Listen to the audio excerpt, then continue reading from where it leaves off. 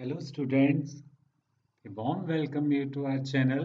आइए सीखें recursion. Recursion क्या है? When a function calls to itself, then it is called a recursive function. जब एक फंक्शन खुद अपने आप को कॉल करता है, जब एक फंक्शन खुद अपने आप को ही कॉल करता है, तो ये रिकर्सिव फंक्शन कहलाता है और इस प्रोसेस को रिकर्जन कहा जाता है। क्या है रिकर्जन? जब एक फंक्शन खुद अपने आप को ही कॉल करता है तो यह रिकर्सिव फंक्शन कहलाता है और इस प्रोसेस को रिकर्जन कहा जाता है। आइए सीखें रिकर्जन कैसे करनी है।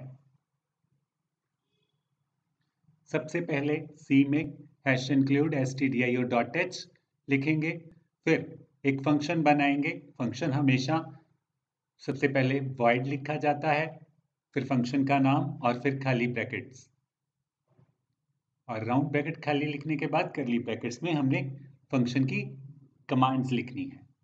जो टास्क हम फंक्शन से कराना चाहते हैं वो हम फंक्शन की करली ब्रैकेट्स के बीच में लिखेंगे। ये एक सिंपल फंक्शन है, फर्स्ट कैटेगरी वाला फंक्शन है जो कि हमेशा void से स्टार्ट किया जाता है। अब क्या करना है? अब हमने इस फंक्शन में क्लियर स्क्रीन कमांड लिखी है। ये कमांड स्क्रीन को क्लियर करेगी और इसके बाद आपको printf डबल कोट में राम या कोई भी नाम लिखना है। तो ये दूसरी कमांड क्या करेगी? स्क्रीन पे राम प्रिंट करेगी। ये हमने एक फंक्शन बनाया है जो कि अभी तक दो टास्क करेगा, एक स्क्रीन को साफ करेगा और फिर राम मैसेज को स्क्रीन पे प्रिंट करेगा। और फिर हमने क्या लिखा? शो। इसी फंक्शन का नाम इसी फंक्शन के अंडर लिख दिया। शो फंक्शन के बीच में ही हमने शो फंक्शन को दोबारा से कॉल कर लिया, लिख लिया। इस स्टेटमेंट को कॉलिंग स्टेटमेंट कहते हैं। Show round bracket start round bracket and semicolon.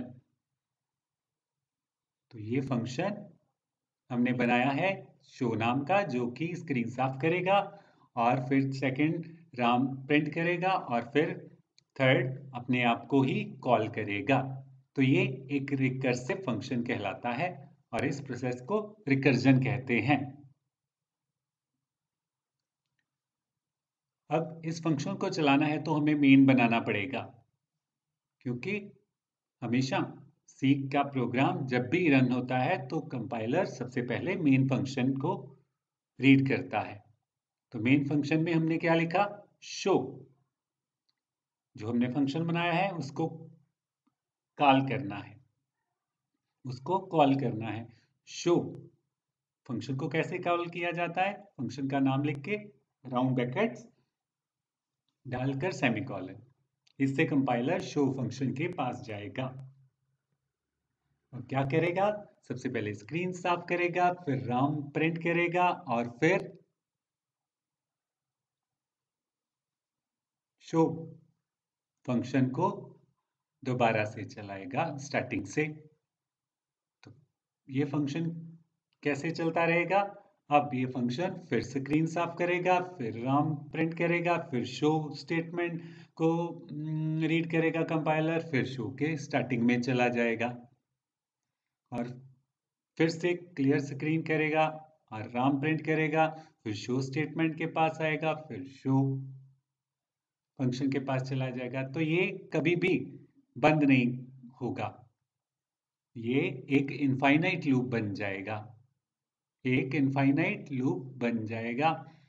तो इस केस में प्रोग्राम हमारा कभी भी रुकेगा नहीं। तो एक तरह से ये इनफाइनाइट रिकर्जन कहलाती है। इस इनफाइनाइट रिकर्जन को कैसे रोकना है सीखते हैं नेक्स्ट वीडियो में। सो अभी आपने सीखी है इनफाइनाइट रिकर्जन। सो मिलते हैं नेक्स्ट वीडियो में सेम टॉपिक के साथ। Till then have a nice time.